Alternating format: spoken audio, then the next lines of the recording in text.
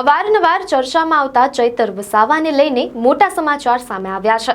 છેલ્લા 2 મહિનાથી વધુ સમયથી જેલમાં બંધ ધારાસભ્ય ચૈતર વસાવાને આખરે જામીન મળ્યા છે। આજની કોર્ટ કાર્યવાહી બાદ ચૈતર વસાવાના શરતી જામીન મંજૂર કરવામાં આવ્યા છે।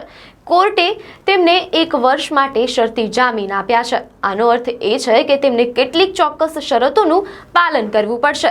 આ જામીન મંજૂર થતાં જ છેલ્લા 2 મહિનાથી વધુ સમયથી જેલમાં બંધ ચૈતર વસાવા હવે જેલ મુક્ત થઈ શકશે।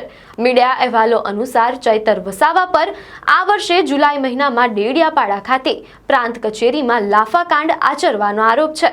આ ઉપરાંત તેમના પર એક વનકર્મીને મારવાનો પણ આરોપ છે। અગાઉ તેમને માત્ર વિધાનસભાના સત્રમાં હાજરી આપવા માટે 3 દિવસના વચગાળાના જામીન મળ્યા હતા, પરંતુ હવે કોર્ટે તેમને 1 વર્ષ માટે શરતી જામીન આપ્યા છે।